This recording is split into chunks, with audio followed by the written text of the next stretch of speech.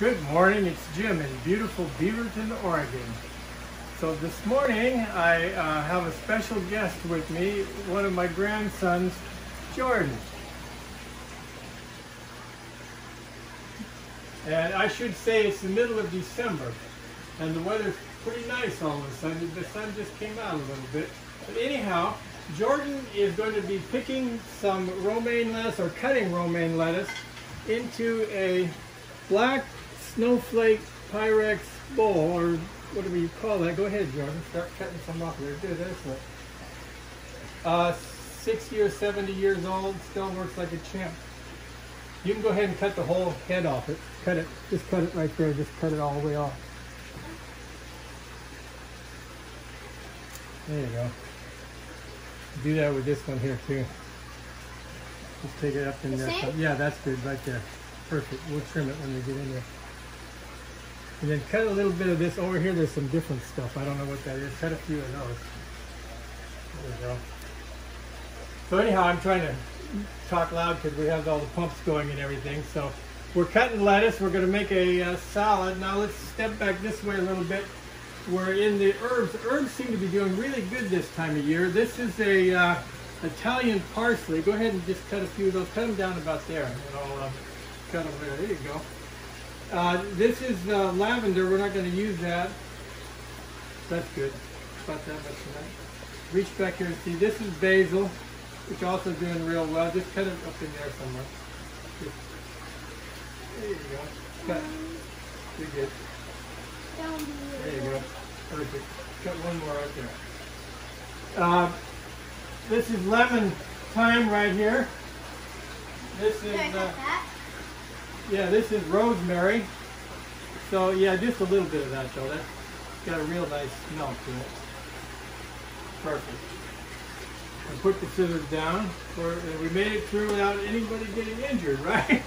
Anyhow, after that, we thought we would talk a little bit today about one of my favorite topics. I'll hold that out in front of you, which is oil lamps. Got it? I heated this greenhouse for a whole year basically on oil lamps, and you can do it, and you could do it now. This particular oil lamp I thought is kind of interesting because I got it at a garage sale. It works like a champ, by the way. And it's what's unusual about it is not just that it's little, which there were a lot of little ones around back when this was made in about 1960 or so, but it's where it's made. This lamp was made in Hong Kong. They don't make a lot of lamps in Hong Kong anymore. So that's interesting. All the cheap stuff when I was a little kid were made in Hong Kong or Japan. Of course, they don't do that anymore. But this works like a champ, by the way, and I used it back in the day for nightcrawler hunting. So anyhow, back to the real deal. These are German-made Furheim oil lamps. I have 6 of them. 4 here. The colored ones are the same as the silvers. They run for about 20 hours or more depending on how you have them set. So if you set 2 of these in your greenhouse and it gets down to freezing, this will bring it up above freezing. I use paraffin lamp oil. If it doesn't say paraffin on it somewhere, it's not the stuff you want. This has no odor at all. No smell. It's just really nice stuff to work with. If you need to, you could use kerosene, but you have to understand it will smell. So if that's not an object for you, then it's a lot cheaper to use kerosene. Anyhow, they're pretty low tech. The deal, okay, it doesn't with it. You like?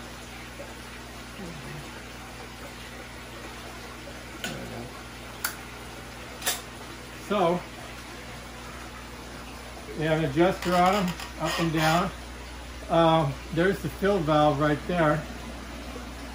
If you're gonna blow it on or turn it off, you push that and go. There you are, it's off. If you need to, you can pick this up and then the glass part will just come out and you can take it off and clean it.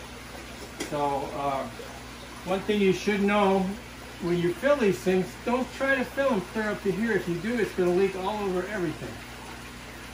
So fill it, about 3/4 full, and you'll be happy.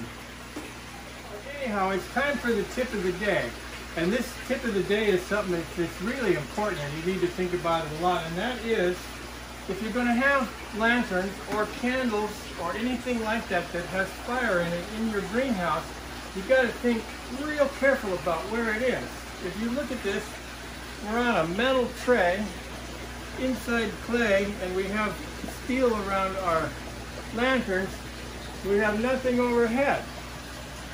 With all that saying, this is pretty safe. Even so, you don't want to let your kids or your cats in here because they could do a problem with it. Anywhere you are, the same as on this table, for instance, you have to look at overhead and around. You're on steel. You have to think about that every time you light anything up. And that's the tip of the day. I'll see you next week.